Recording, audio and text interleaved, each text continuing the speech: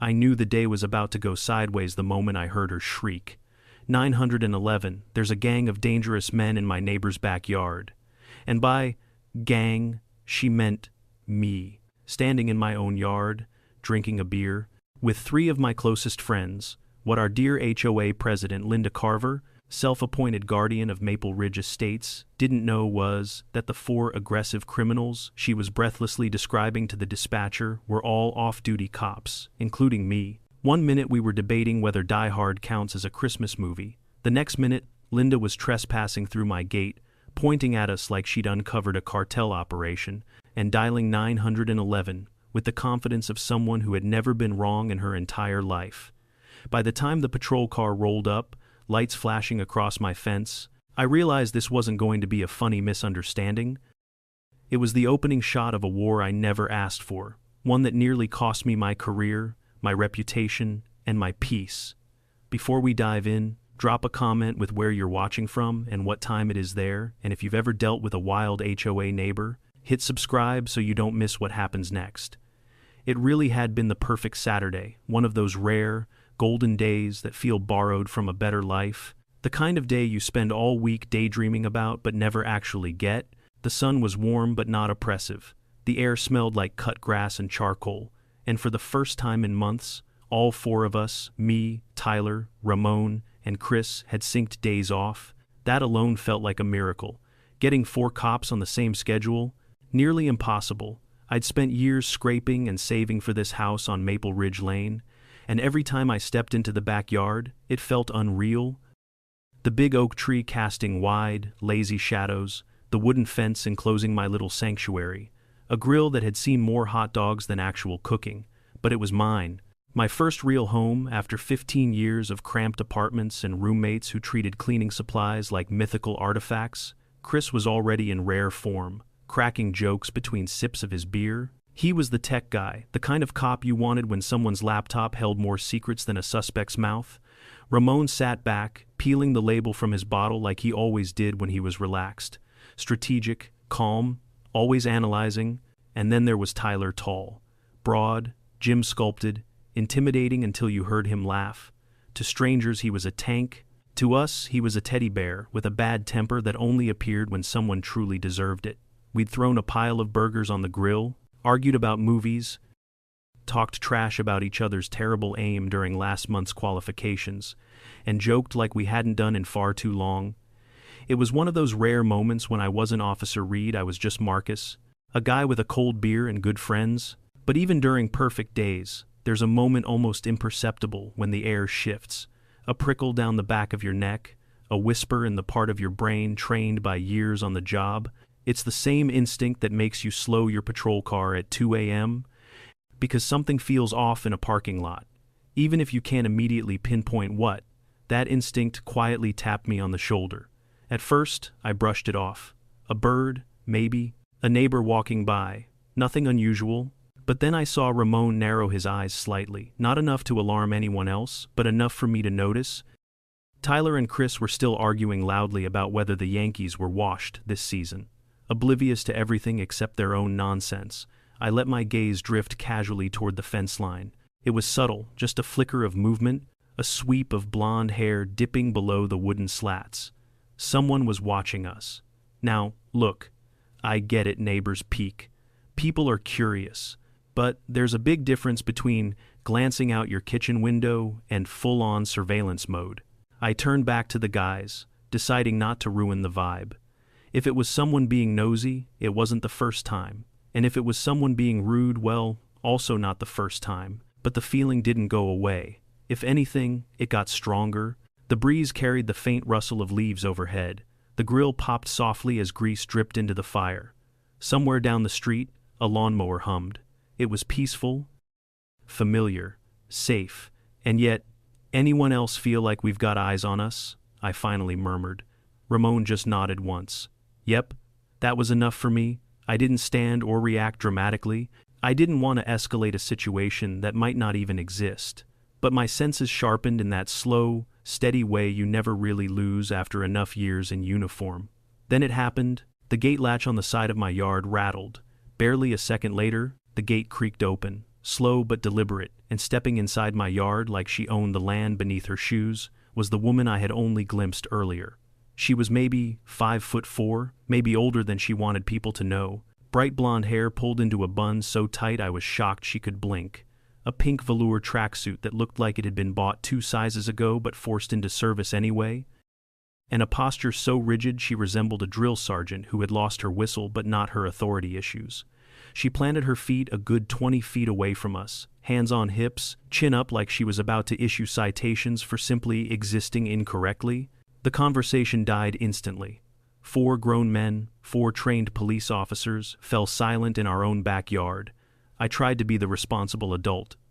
Hello, can we help you?" I asked. Her eyes didn't soften. They sharpened, like she was scanning for violations only she could see. Her glare danced over our beers, our clothes, our faces assessing, condemning. "I knew it," she hissed. "I heard you people from my kitchen. Loud music, rude language. Carrying on like this is some kind of party." Chris blinked. "We don't even have music on."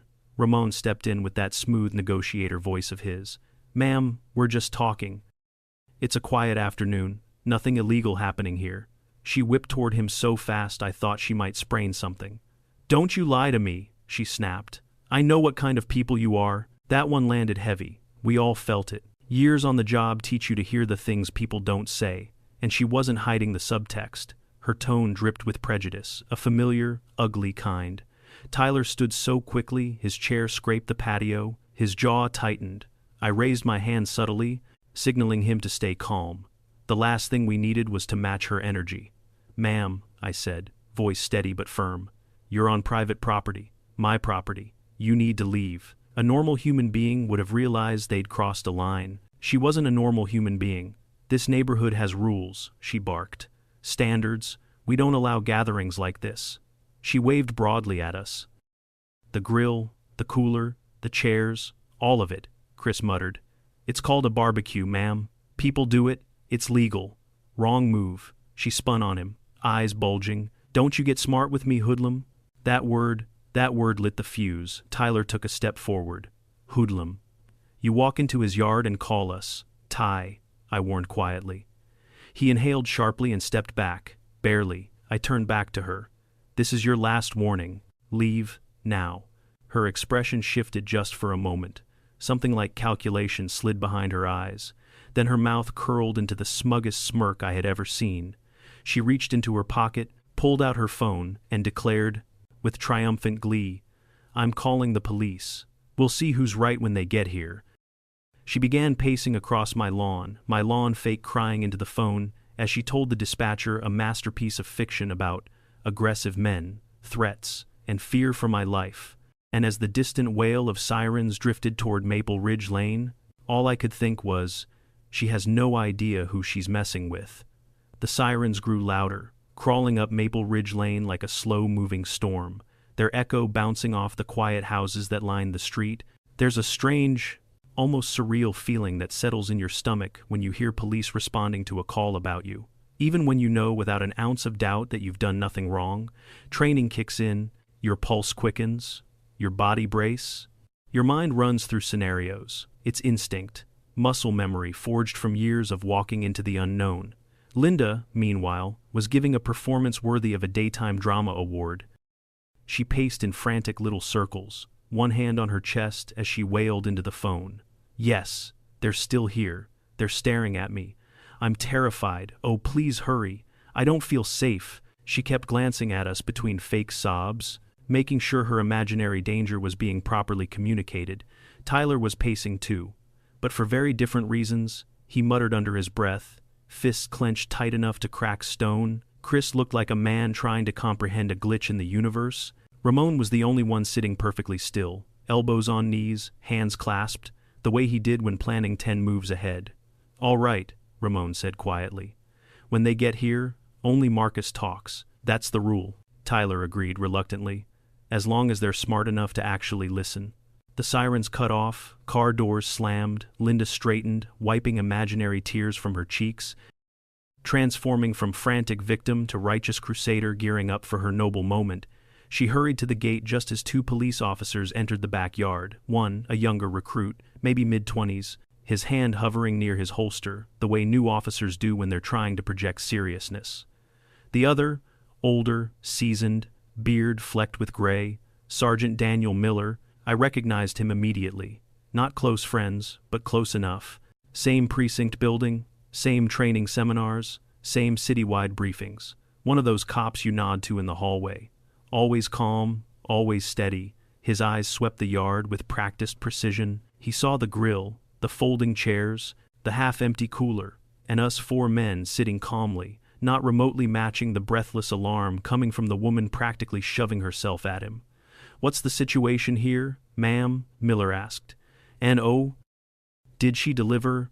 Officer, thank God you're here," she gasped, jabbing her finger toward us. These men appeared out of nowhere. They were drinking excessively, yelling, using foul language. I came over to ask them to please quiet down, and they threatened me. She said it with the confidence of someone who had never encountered consequences for lying. The younger officer looked uneasy, glancing between us and her, trying to reconcile the peaceful scene with the hysterical accusation. But Miller, he kept studying us. Then his gaze settled fully on me. A small flicker of recognition softened his features. "Marcus?" I lifted a hand. "Hey, Sarge." His eyes moved to Tyler, then Ramon, then Chris. A slow blink, then the transformation understanding spreading across his face. He turned back to Linda, and his voice dropped into that patient tone cops use right before reality ruins someone's narrative. "Ma'am, do you know who these men are?" Her chin jutted up. "Dangerous individuals, clearly, and probably not even from this neighborhood." "Ma'am," he repeated, the words landing heavier this time. "They are officers with the Clearwater Springs Police Department, all four of them." The silence that followed could have smothered a fire. Linda stared at him, then at us, then back at him, her face cycling through confusion, disbelief, and pure rage. "No," she shook her head. "No, that's impossible. They are the problem here. They harassed me. They're criminals. They're—" "Ma'am," Miller interrupted. "You entered his yard without permission. This is his private property. You are trespassing." There it was, the kill shot. Her jaw dropped open. A silent scream caught somewhere inside her. The younger officer was now looking anywhere but at her, cheeks flushing with second-hand embarrassment. For a moment, I thought maybe, this was the end. Maybe she'd stammer out an excuse, slink back home, and simmer in private. But I underestimated the power of a true HOA Karen. Her shock curdled into venom. "This is why this city is falling apart," she screeched, stepping closer to Miller. "Because of you people." She swung an arm in our direction, being hired as police officers. "This is corruption, collusion. You're all covering for each other." Miller's patience evaporated. His tone sharpened. "Ma'am, you need to leave the property." "I will not," she barked. "I am a taxpayer. I pay your salaries. I have rights. Not on someone else's property. You don't." That shut her up briefly. Her eyes flashed with a wild, frantic gleam, the kind of expression people get when they realize the story they built inside their head is collapsing in real time. Then she hissed, "This isn't over. You don't know what you've just started," and with that, she stormed out, slamming the gate behind her so hard the panels rattled. The officers stayed a few minutes longer, mostly for protocol. The rookie apologized 3 separate times. Miller gave me the kind of look that said, "Buddy, buckle up." They filed a report of a false 911 call and trespassing, but Miller warned me softly that people like Linda rarely retreat after being embarrassed. We cleaned up the backyard in somber silence. The mood had evaporated. The peaceful afternoon replaced by a knot in my stomach that only tightened as the sun dipped. Later that evening, after the guys left, I sat on the couch, mindlessly scrolling through my phone, trying to unwind when a flood of notifications hit all at once. They weren't texts. They weren't emails. They were Facebook alerts. More specifically, alerts from the neighborhood group, Maple Ridge Neighbors and Friends. My eyes narrowed. I hadn't posted in that group since moving in, but I'd been automatically added by HOA records. At the top of the feed was a brand new post, written just minutes before, by none other than Linda Carver. I opened it and felt heat crawl up my neck. Urgent neighborhood safety alert. Beware of 247 Maple Ridge Lane. That was my address, I read on, jaw clenching tighter with every sentence. She described me and my friends as a large group of aggressive, intoxicated men, possibly gang-affiliated, suspected of drug activity, verbally abusive, dangerous, a threat to the peace and safety of the community. She told the group she barely escaped with her life, that she bravely called the police, and that the officers who responded shockingly refused to act, likely because they were friends with the men. She even implied corruption. The comments were already stacking up beneath it. Oh my God, that's terrifying. Thank you for warning us, Linda. I knew something felt off about that new guy. We need a neighborhood meeting as soon as possible. This is exactly why we have an HOA. A few comments defended me. Marcus seemed nice when I met him. This sounds exaggerated, but they were drowned out by a tidal wave of fear and gossip. Then I saw the comment that changed everything. Linda, you're the HOA president. What are you going to do about this? My heart went cold. She wasn't just a nosy neighbor. She wasn't just overly dramatic. She wasn't just prejudiced. She held power, real, neighborhood-wide, rule-enforced power. And she had just declared war. Not just in her mind, not just in her yard, publicly, officially. Against me, I sank back against the couch, the glow of my phone illuminating the wreckage of my perfect Saturday. This wasn't the end of the story. It was the beginning. A beginning I never asked for. A beginning that would drag me and everyone I cared about into one of the ugliest HOA battles Maple Ridge had ever seen. And the worst part, I still had no idea just how far she was willing to go. The thing about a lie, especially a big one, is that it moves fast. Faster than truth, faster than logic, faster than any attempt to catch it.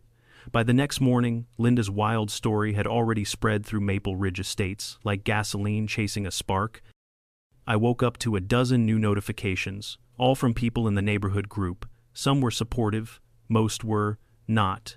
And all of them came from people I had barely met or had waved to only in passing. It was astonishing how quickly the new guy at 247 had become a symbol of fear, corruption, danger, all because one woman pointed her trembling little finger at me and spun a fantasy. But that wasn't the worst part of the morning. The worst part was the crisp white envelope taped to my front door, HOA letterhead. My stomach sank, HOA President Linda Mae Carver. Of course, I tore it open on my porch. The morning sunlight made the ink glare. The words somehow more insulting because of the official formatting. Notice of violation. Date, 8:14 a.m. Address, 247, Maple Ridge Lane. Resident, Marcus Reed. Violation 1. Unapproved outdoor gathering. Any gathering exceeding three non-resident individuals requires advance notification to the HOA Architectural Review Committee. Violation 2.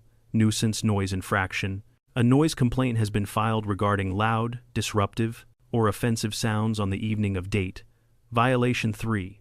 Unsightly exterior storage. Recreational equipment, folding chairs, cooler, grill accessories visible from neighboring properties constitutes a breach of community aesthetic standards. Remedy must be completed within 24 hours. Failure to comply will result in fines of $100 per day, per violation. Signed, Linda M. Carver, HOA President, Maple Ridge Estates. I stared at the letter, dumbfounded.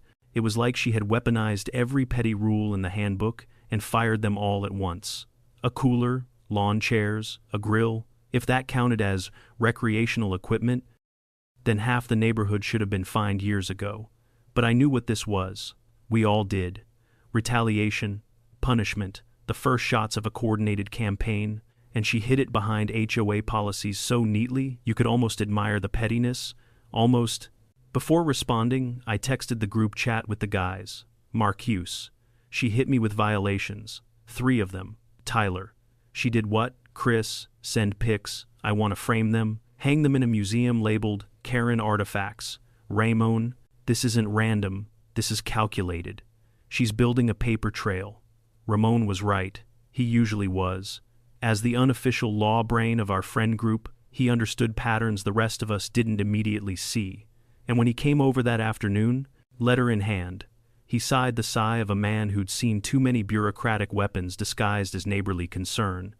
She's escalating, he said, tapping the paper, trying to establish a pattern of disturbance on your part. Step 1 is shaping perception. Step 2 is financial pressure. Step 3 is making you so miserable you either bend or break. And step 4, I asked. Getting you out of the neighborhood completely, he said. HOA liens, fines, maybe even legal action if she manufactures enough evidence. Tyler cracked his knuckles. I prefer step. We talk some sense into her? Yeah, that'll go great, Chris muttered. You showing up at her door is exactly the footage she wants. I looked out toward Linda's house. Curtains shifted. She was watching, always watching. The chill down my spine wasn't from fear, it was from understanding. People like Linda didn't just dislike you, they strategized around you. In my years as a cop, I'd met criminals with less long-term planning than Karen-tier HOA tyrants. By evening, the guys were gone, and I was left alone in my kitchen, rereading the violation letter like maybe the words would rearrange themselves into something reasonable. They didn't.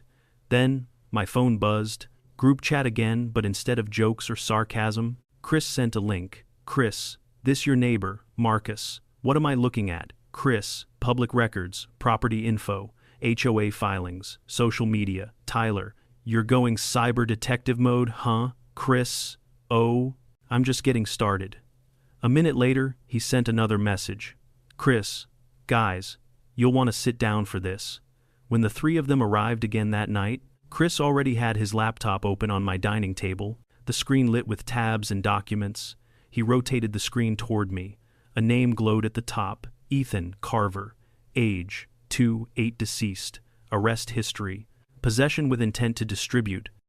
Trafficking a controlled substance, opioids. Felony narcotics conspiracy. Lead arresting officer, Reed Marcus J. My stomach bottomed out. I remembered him. I remembered the case. 5 years ago, we caught Ethan distributing high-grade oxy and fentanyl across multiple neighborhoods.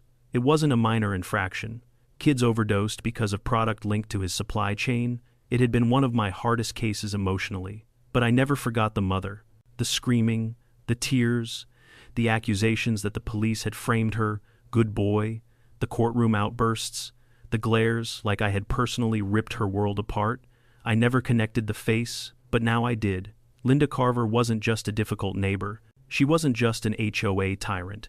She was the grieving, furious mother of a man I arrested, a man who died in prison 2 years later, a woman who had been quietly festering in resentment and rage, a woman who recognized my name the moment I moved in.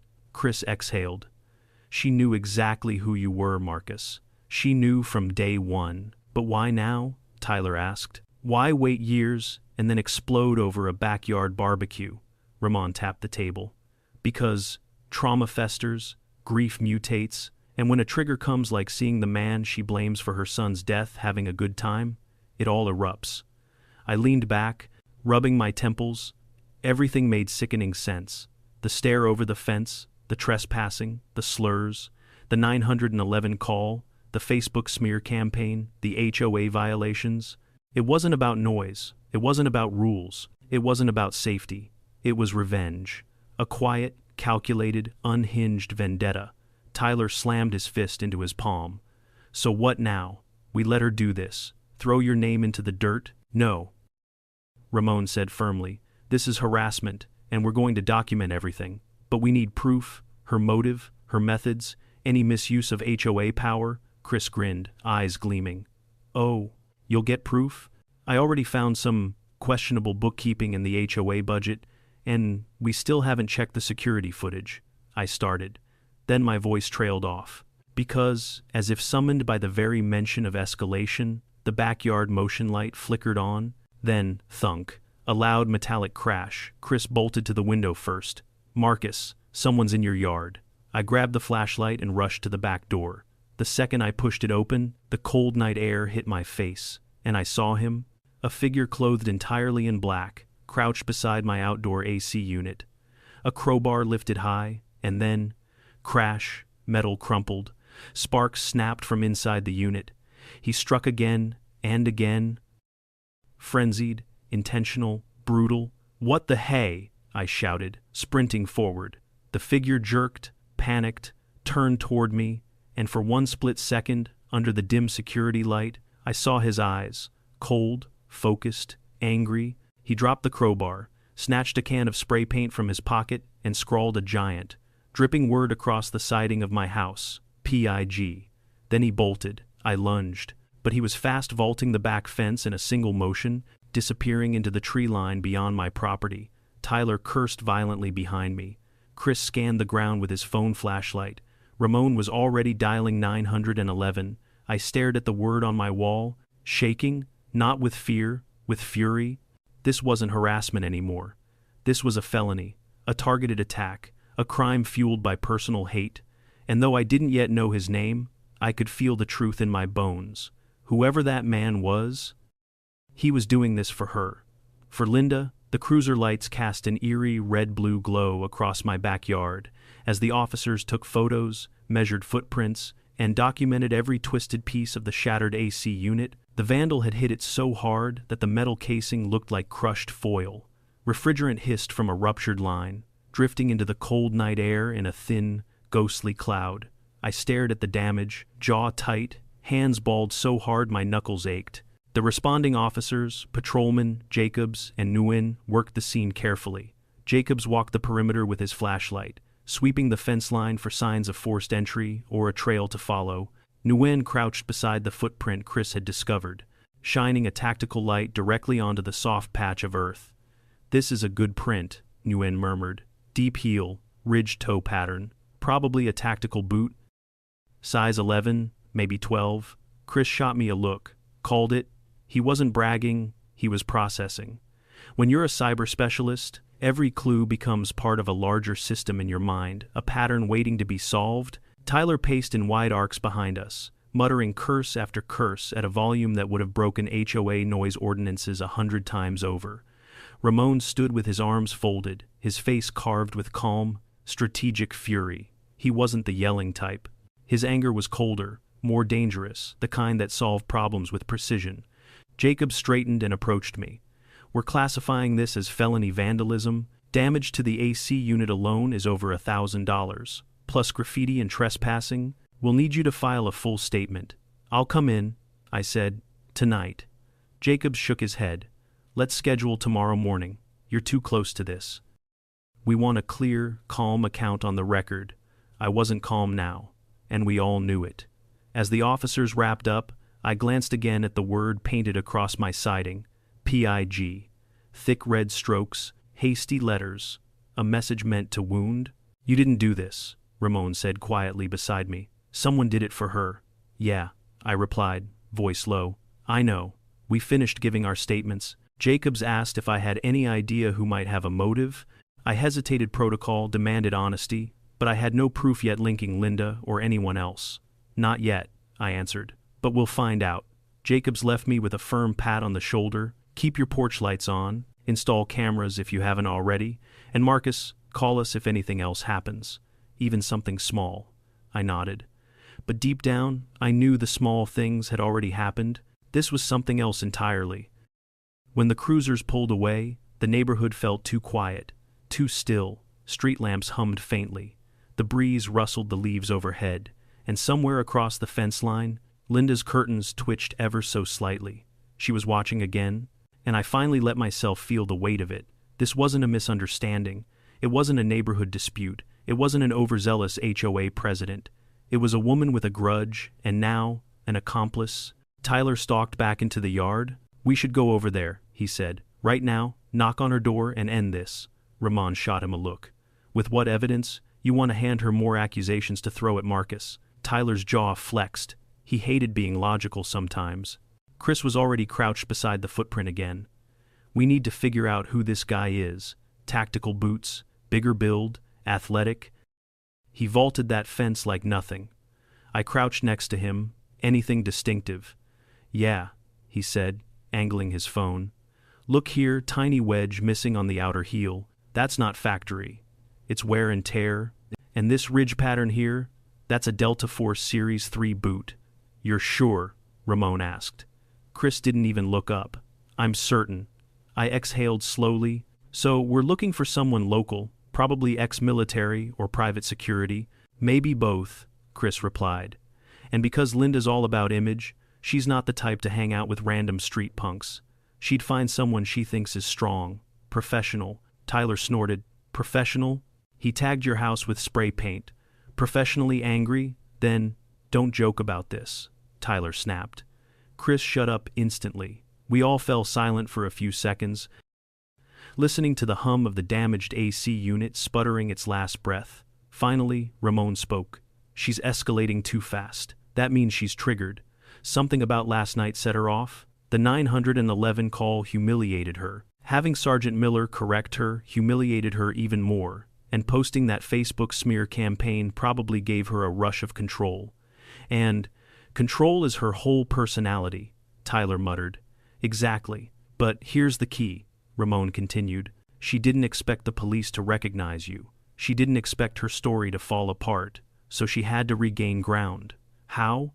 By filing those violations immediately, by turning the neighborhood against you. And now, he gestured at the ruined AC unit, by pushing the conflict from reputation damage to physical intimidation.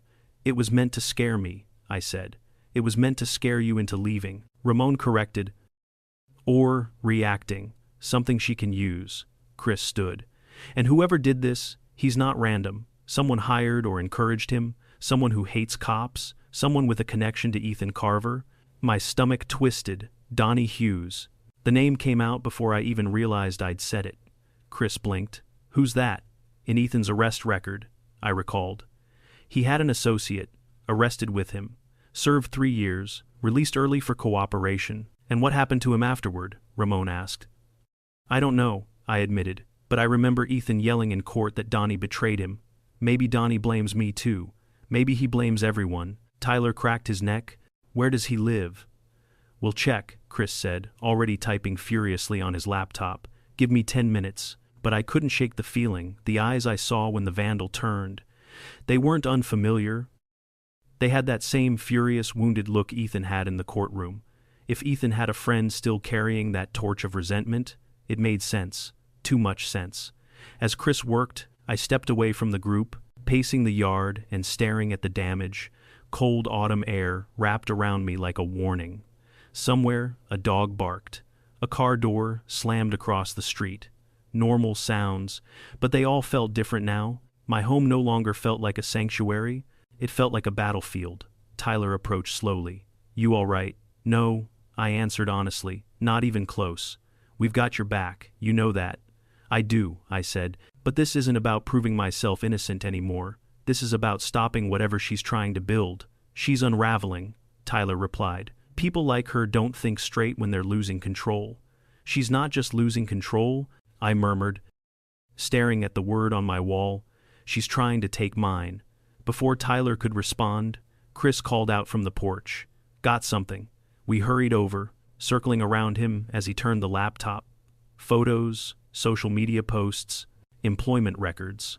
At the center of the screen, Donnie Hughes, age, 34, occupation, private security officer, Iron Watch Security Services. Scrolling down revealed public Instagram posts, shirtless gym, selfies, tactical gear, rants about missing friends, and a photo of Ethan Carver captioned, Some things never get justice, rest easy, brother.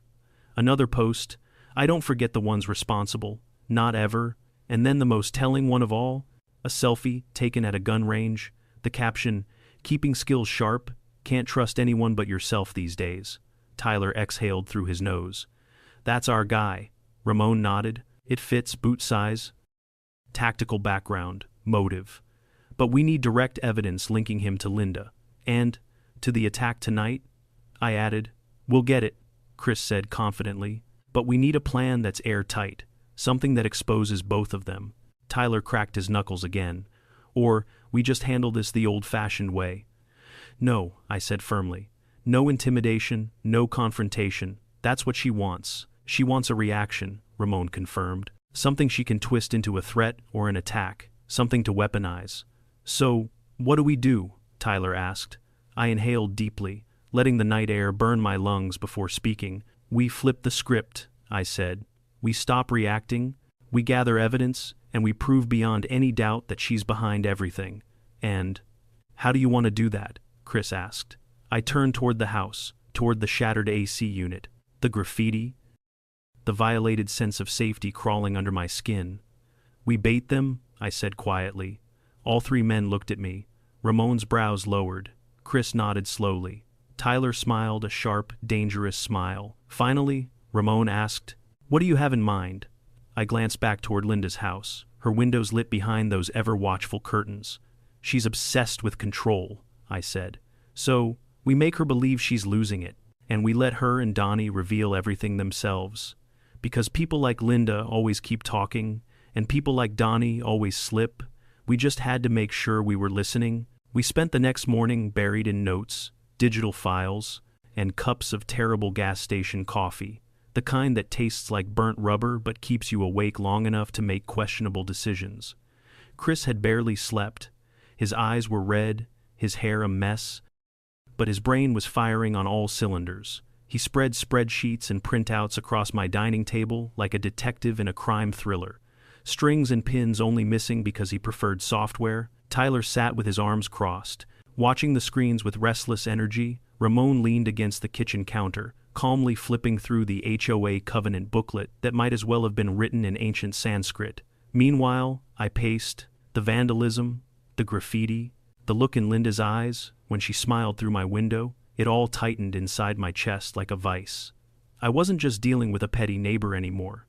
This was a coordinated attack fueled by old grief, resentment, and whatever twisted logic she'd built inside her head. "All right," Chris said suddenly, tapping his keyboard. "I've been reviewing Donnie's digital footprint and something sticks out," Tyler snorted. "His whole life sticks out," Guy screams. "I peaked in high school." "No," Chris said, turning the laptop toward us. "Look at this. It was a time-stamped record, a geotagged photo from Donnie's private security job. The location was a long stretch of suburban streets near Maple Ridge Estates. He worked a patrol shift the night before the vandalism," Chris said. "Look at the time. He clocked out at 10:41 p.m., and the vandal hit around 11:00, I muttered. "It's tight, but possible," Ramon said, "especially if he drove straight here." Tyler leaned forward.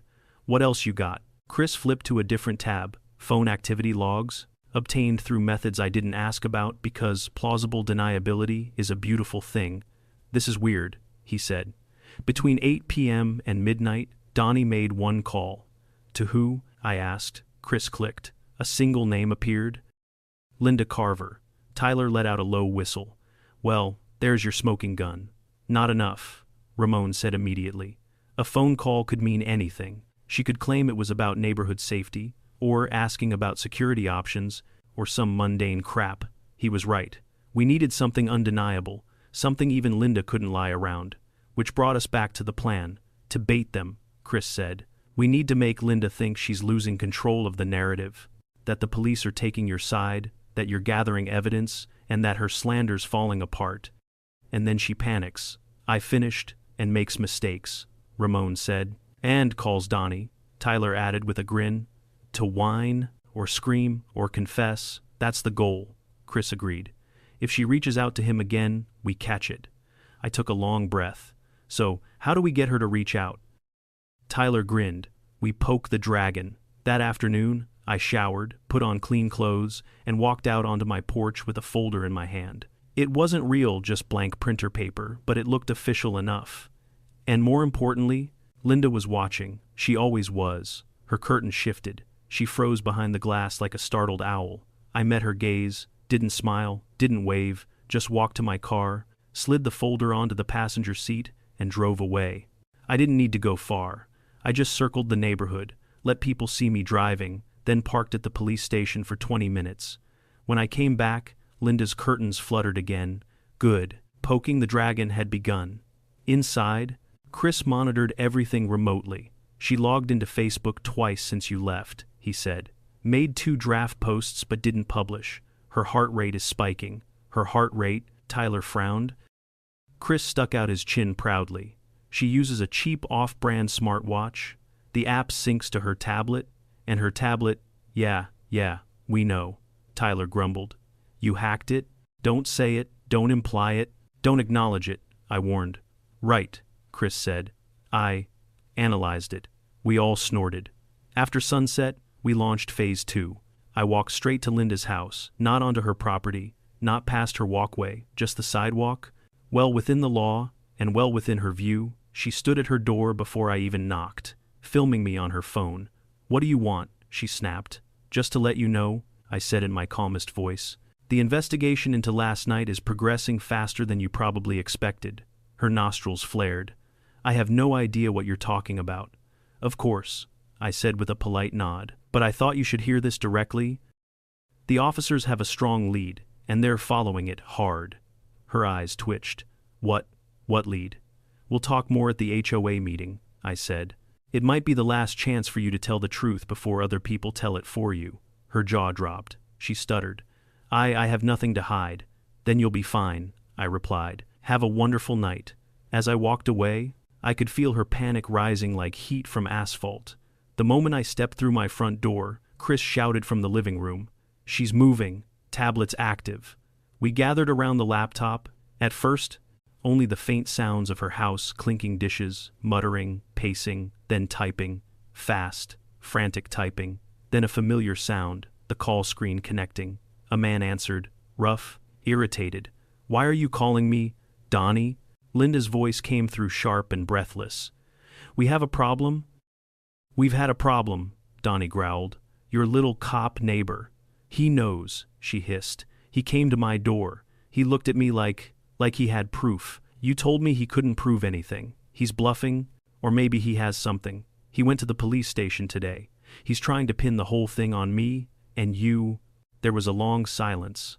Then Donnie's voice. "What did you tell him?" "Nothing. But he might have evidence. You need to be careful." "You need to..." Donnie exploded. "Careful, careful. You said this would be easy. Some stupid HOA drama. You said no one would look twice. Nobody would have if you hadn't spray-painted his house," she snapped. "You told me to. You said we had to scare him off. You said we had to make him regret what he did to Ethan." I felt the room freeze. Every breath stopped.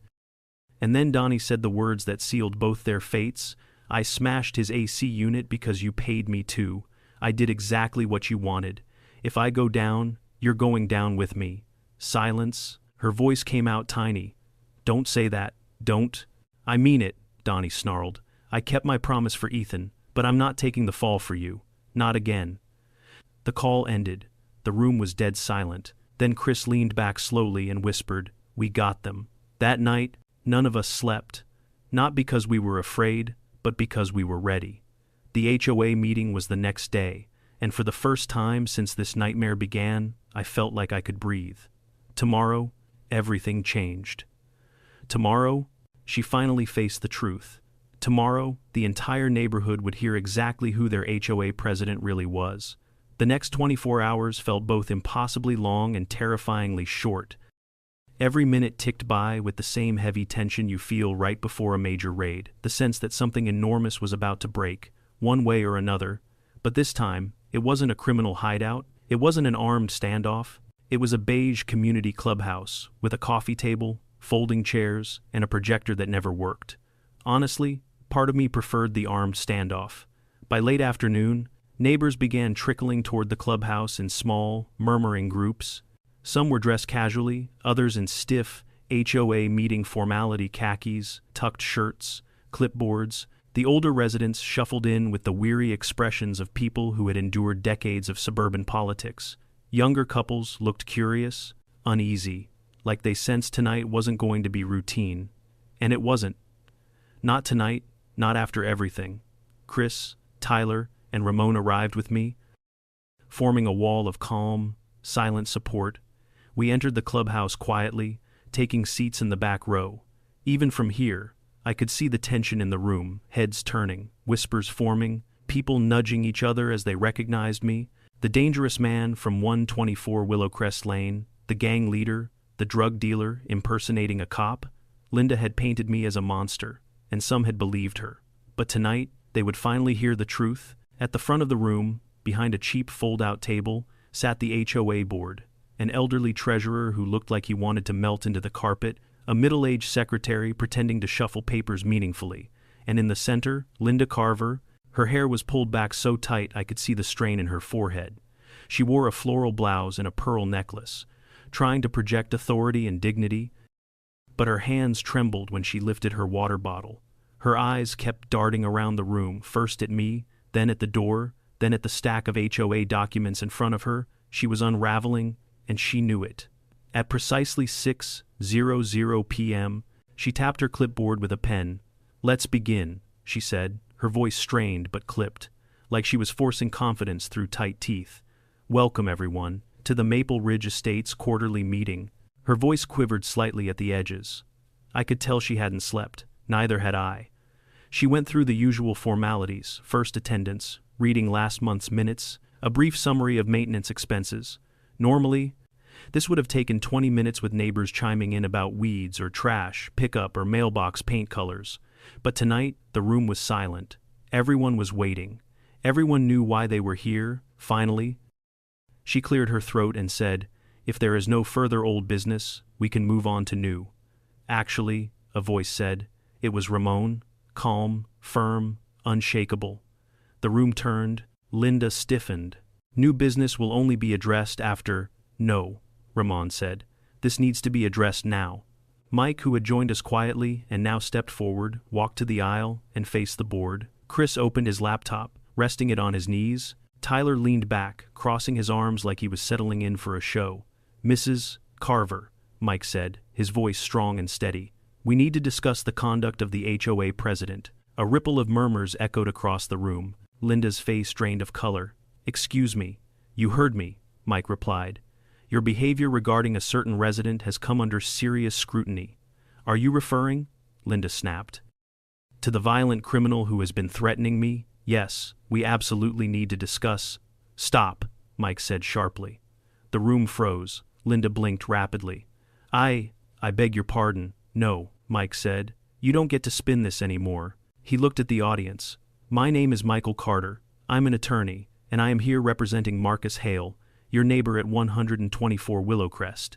People gasped. I stood slowly, meeting the eyes of the neighbors who had glared at me for weeks. Some looked embarrassed, some nervous, a few sympathetic. "As many of you know," Mike continued, "there have been serious accusations circulating online, in HOA notices, and even via emergency services, claiming that Marcus and his friends behaved aggressively, illegally, and dangerously." Linda's shoulders squared. She lifted her chin. "He did," she declared. "He and his gang threatened me in my own neighborhood. They—" "No," Mike said again. "He didn't." He gestured to me. "Marcus Hale is a police officer, a decorated one. So are his 3 friends." Gasps, jaw drops, silence thick enough to choke on. Even the treasurer's pen froze mid-air. Linda's mouth opened and closed like a fish gasping for oxygen.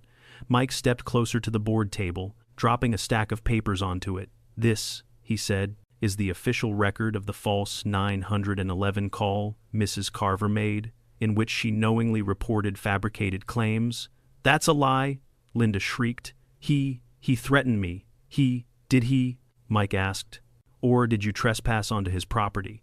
Did you open his gate without permission?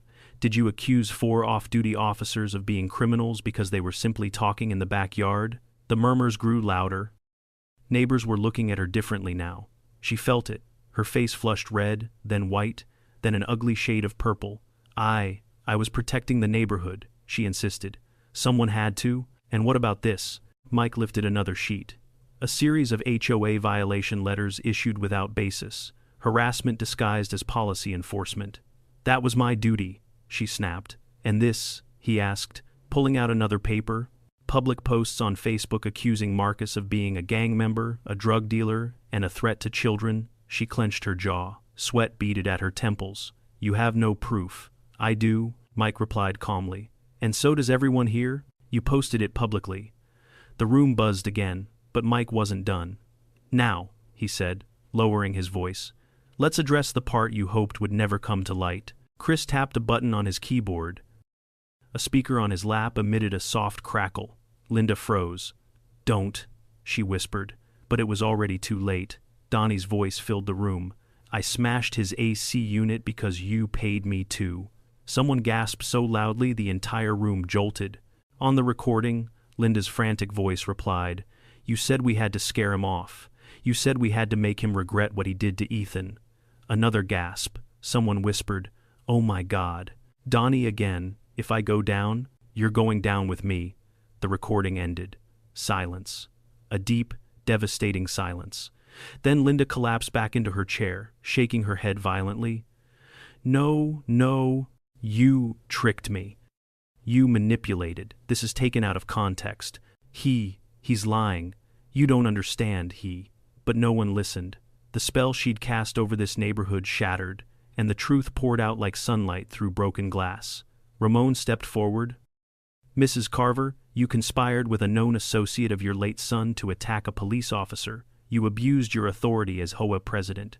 You embezzled HOA funds to pay him, and you terrorized this community," Tyler added. "And you almost ruined my friend's life." The treasurer stood shakily. "Mrs. Carver, is this true?" She stared at nothing. The fight drained from her.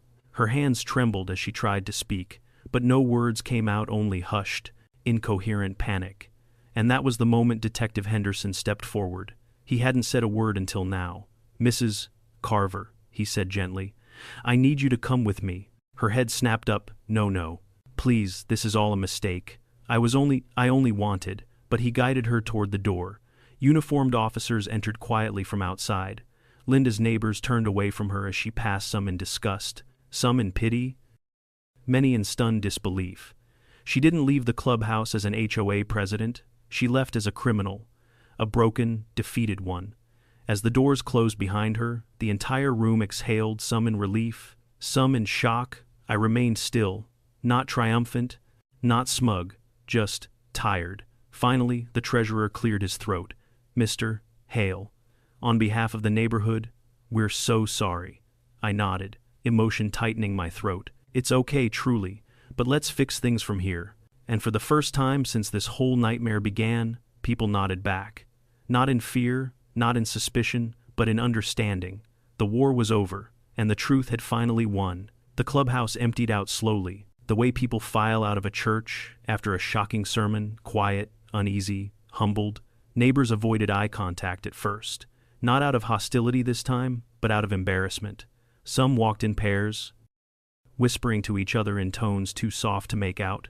Others lingered awkwardly, glancing over their shoulders at the doors where the officers had escorted Linda away. It was over, but the shock was still settling like dust after an explosion. Chris closed his laptop quietly, almost reverently, like he'd just finished defusing a bomb. Tyler stretched his neck and arms, as if releasing weeks of tension from his muscles. Ramon let out a long breath, measured, controlled, the exhale of a man who had been prepared for the worst and was relieved to find the world still standing. I sank into a folding chair, and only then did I notice how exhausted I was, not physically, but mentally, emotionally, spiritually. A deep kind of fatigue that came from fighting a battle you didn't choose, couldn't avoid, and had no roadmap for. A few neighbors cautiously approached. The first was an older man, maybe in his 70s, wearing neatly pressed slacks and a windbreaker. He had been one of the loudest voices on the Neighborhood Alliance page, posting comments like, "These kinds of people don't belong here," and "Why hasn't someone done something?" Now he stood in front of me with his hat crumpled in his hands. "Mr. Hale," he said, his voice wavering, I owe you an apology, a big one." I looked him in the eye. "You didn't know the whole story." "Still," he said, hanging his head, "that doesn't excuse the way I behaved. I believed her because, well, she always sounded so sure of herself, and I guess I wanted to believe the worst because it was easier than thinking she was lying." He swallowed hard. "I'm sorry." I shook his hand. "Thank you. That means a lot."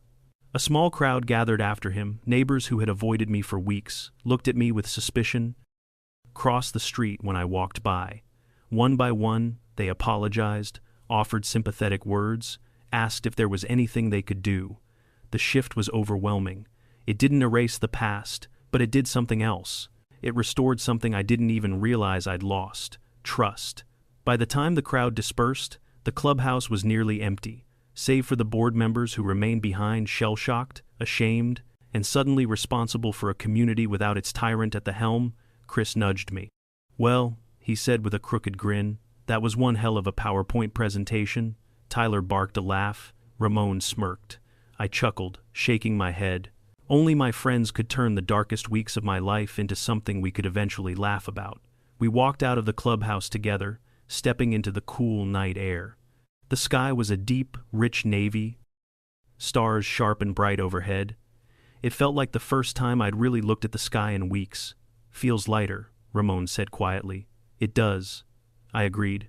But as we reached my house, I stopped on the sidewalk. The word pig was gone, scrubbed off, repainted over, but I could still feel where it had been. The AC unit had been replaced with a new model, humming perfectly. The grass had grown back where the footprint once was. The camera we'd installed blinked its little red LED in steady rhythm. Everything looked normal, but normal had been shattered. You holding up? Ramon asked gently. Honestly, I said, I'm still working through it. That's fair, he replied. Anyone would. We went inside, and for the first time in weeks, the house didn't feel hostile or watched or tainted. It felt like home again. We sat around the kitchen table, no beers, no jokes, just 4 friends decompressing after a war none of us saw coming. Do you think she'll actually serve the full sentence? Tyler asked. Probably, I said. Embezzlement, conspiracy, vandalism, filing false reports. That's not nothing, and the recording ties it all together. Ramon nodded solemnly. She won't be back here anytime soon. Chris sipped water thoughtfully. Donnie.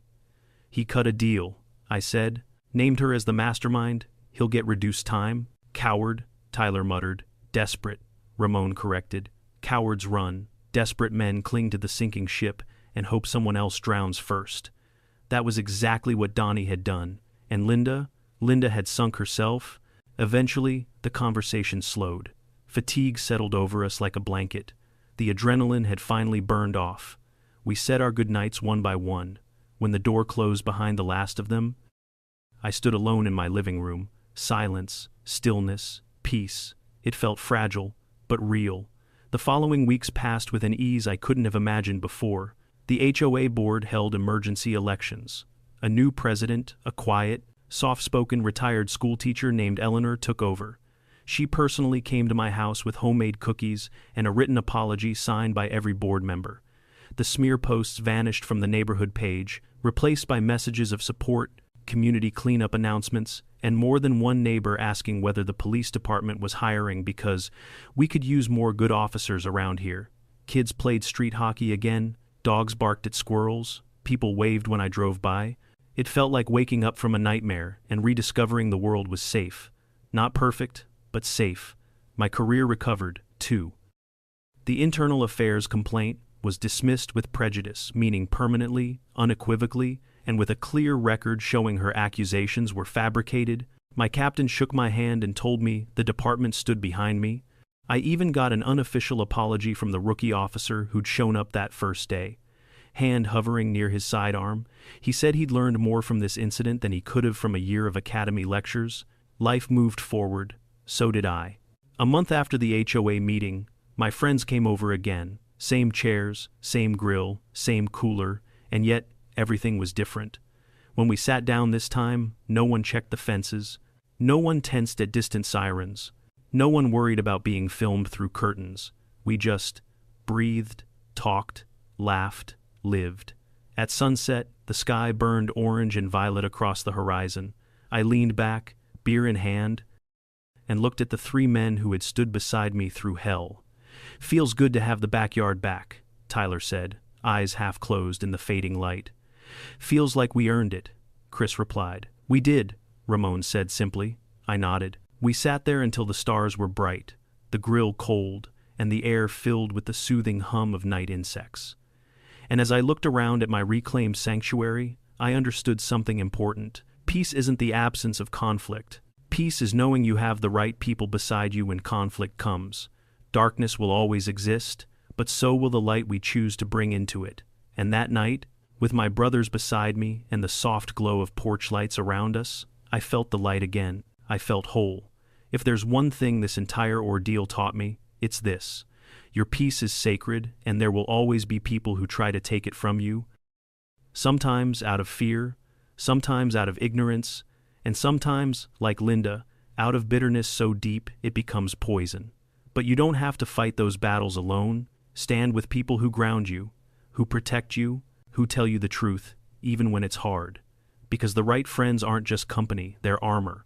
And remember, Power built on lies always collapses. Truth might take longer, might require patience and resilience, but it always wins in the end. If you've ever dealt with a nightmare neighbor, a power-hungry HOA, or someone who tried to tear you down for reasons you'll never understand, share your story in the comments. You're not alone. And if you enjoyed this journey, hit that subscribe button. More unbelievable HOA stories are coming, and trust me, you won't want to miss what's next.